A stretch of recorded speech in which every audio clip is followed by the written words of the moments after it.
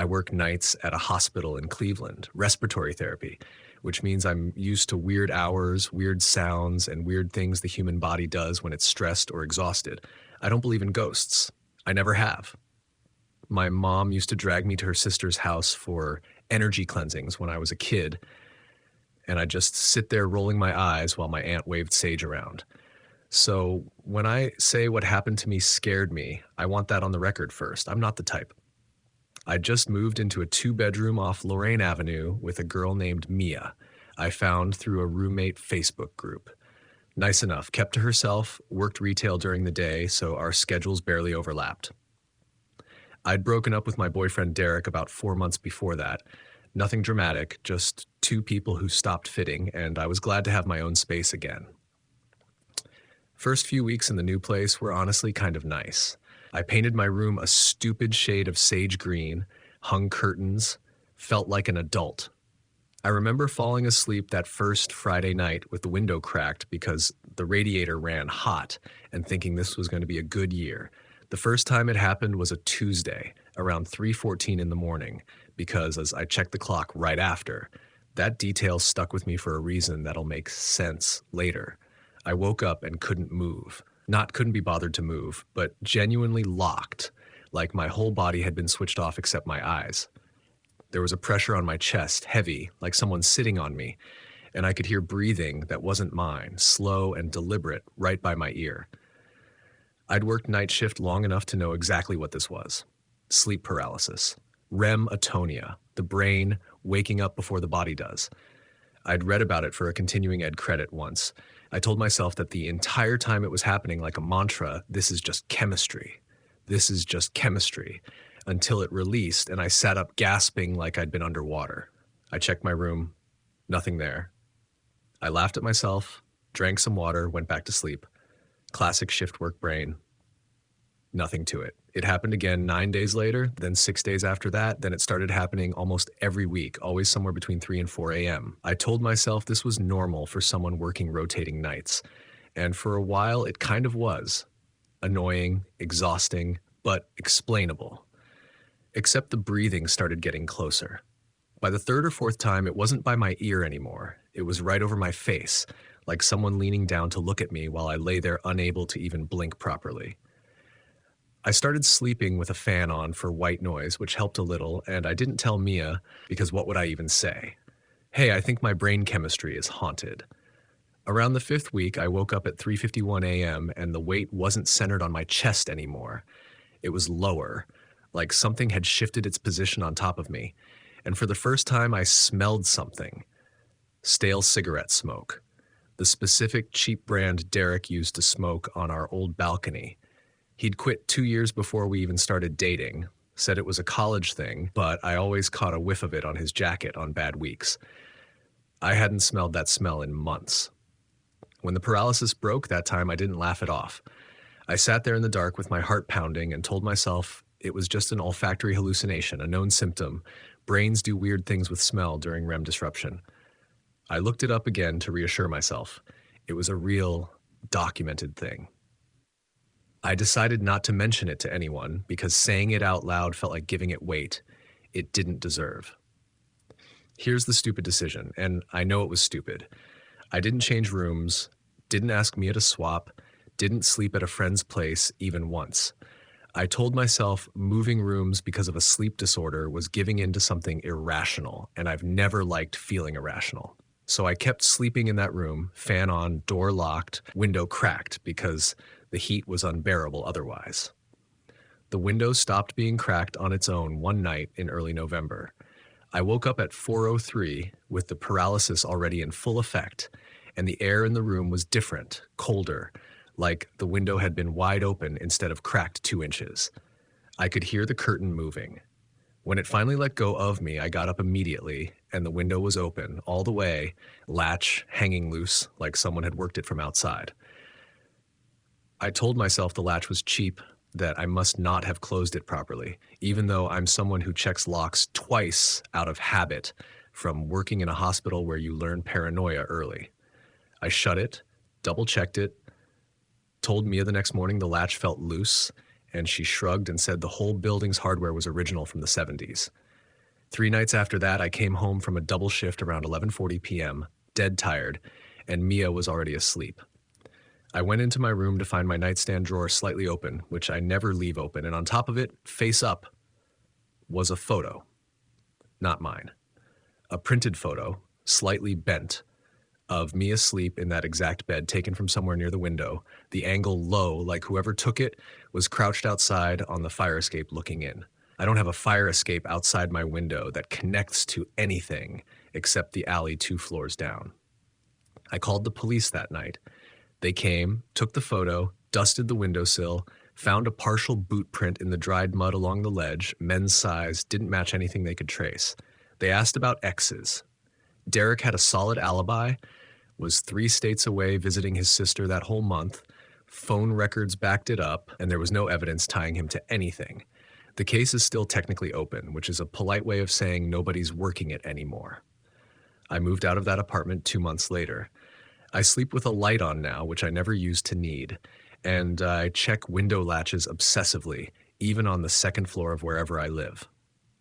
The sleep paralysis still happens sometimes, maybe twice a year now instead of weekly, and when it does, I lie there telling myself the same thing I always have.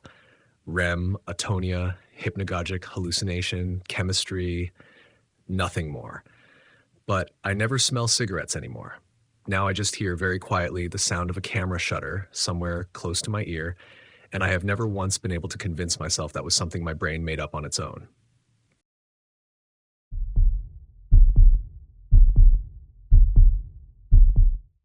I moved back into my parents' house outside Zanesville, Ohio last spring after my mom died, mostly to help my dad get through the first year alone. I'm not a superstitious person. I taught high school biology for 9 years. I believe in things you can measure. My mom had been sick a long time, ALS, and her decline was slow enough that by the time she passed, it felt almost like relief mixed with the grief, if that makes sense. My dad needed someone around, so I took unpaid leave and moved back into my old childhood bedroom, the one with the same navy curtains from when I was 16, just down the hall from the room my parents had shared for 31 years. I brought our family dog, Buster, an old golden retriever who'd been my mom's shadow for the last few years of her life, sleeping at the foot of her bed most nights toward the end.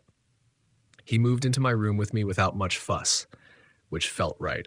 The first couple weeks were quiet, sad in the regular way grief is sad, nothing strange about it. I'd sleep, get up, help my dad with paperwork and doctor's appointments, fall asleep early most nights from sheer exhaustion. End of April felt almost normal.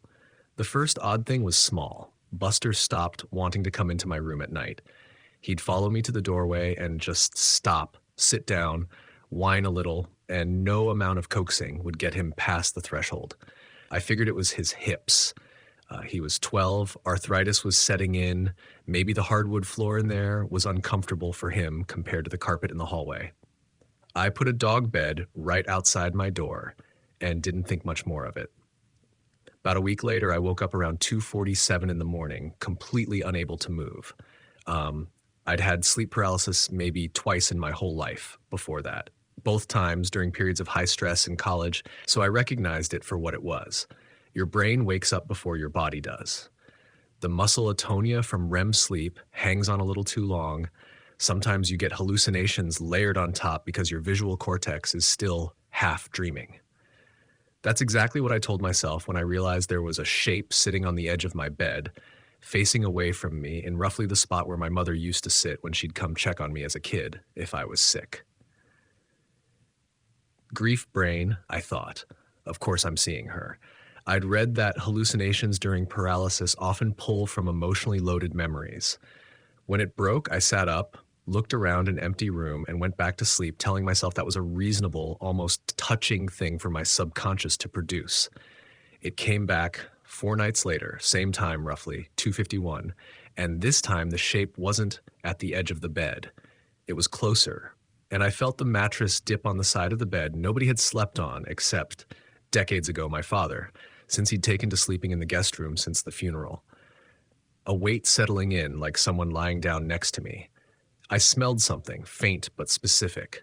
The rose and powder scent of an Avon perfume my mother wore for as long as I could remember, the only perfume she ever used. I lay there paralyzed, telling myself smell hallucinations were documented, that my brain was just doing what grieving brains do, reaching for comfort in the only language it had left. I didn't tell my dad any of this. He was barely sleeping as it was, and the last thing I wanted was to hand him one more thing to lie awake over. That was probably the stupid part, looking back. I kept sleeping in that room, kept not mentioning it, kept rationalizing instead of just switching to the guest room myself, which would have solved the whole problem in 5 minutes. I told myself moving would feel like running from a feeling I needed to sit with. The third time, about 2 weeks later, around 4:03 in the morning, I woke up paralyzed, and Buster, who'd refused to even step past my doorway for almost a month, was standing in the hallway just outside it, hackles up, growling low at the empty corner of my room near the closet. He'd never growled at anything in his life that I could remember. Not strangers, not the vacuum, nothing. I could feel the dip in the mattress again, closer this time, almost against my side, and the perfume smell was strong enough that for one disoriented second, I genuinely thought my mother was alive and in the room with me, before the part of my brain doing the thinking caught up and reminded me that wasn't possible. The morning after that one, I woke up. Normally, no paralysis, just a regular waking up, and there was something on my nightstand that hadn't been there the night before. A ring. My mother's wedding ring. The thin gold band with the small worn engraving on the inside, the one I remembered seeing on her hand my entire childhood. I picked it up, turned it over, and felt my stomach drop before my brain even caught up with why. That ring had been on her hand when she was buried. My dad had insisted on it, said she'd want to be wearing it, and I remembered standing at the casket and seeing it there myself.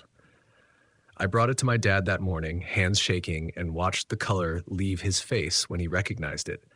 He didn't have an explanation. Neither did I. We didn't call anyone. What would we even say, and to who? But he had me move into the guest room that same day. No argument. And within a few months, he sold the house and moved into a smaller place closer to my brother. Buster's hips, by the way, turned out fine, according to the vet. I still have the ring. I keep it in a small box I don't open very often. Some nights, even now years later, and states away, I'll wake up unable to move for a few seconds, completely normal, harmless sleep paralysis, and I'll feel the mattress dip very slightly on the side where no one is supposed to be.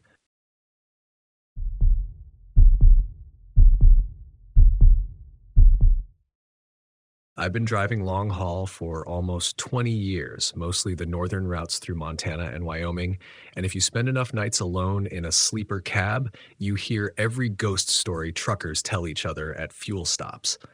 Phantom hitchhikers, lot lizards who turn out to be something else, trucks that drive themselves off the road. I've never put stock in any of it.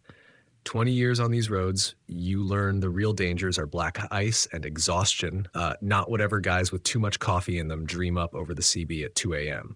So when I tell you what happened out past Miles City, I want you to know I'm not the kind of driver who scares easy. There's a rest stop along I-94, mile marker roughly 214, that I used to favor on the long Montana stretch because it's one of the only ones with real services for almost 80 miles in either direction. Just a gravel lot, a vault toilet, a single sodium light that buzzes more than it shines. I'd parked there probably 24 times over the years without incident. Early one October run, hauling freight down toward Billings, I pulled in around midnight after 14 hours on the road and was asleep in my bunk within minutes. I woke up sometime after 3 a.m. I never caught the exact time that first night, completely unable to move, which by itself wasn't new to me. I'd had a handful of sleep paralysis episodes over the years. Every long-haul guy I know has had at least one. It's practically an occupational hazard from irregular sleep schedules messing with your REM cycles. What was new was the shape standing outside the cab, visible in the side mirror angled toward my bunk, just standing in the gravel lot facing the truck. I told myself it was exhaustion playing tricks with shadows, that 14 hours behind the wheel will do strange things to a tired brain trying to process a half-lit parking lot. When the paralysis broke, I sat up, looked out the window myself, and there was nothing there. just gravel and that one buzzing light. I logged it as nothing and went back to sleep.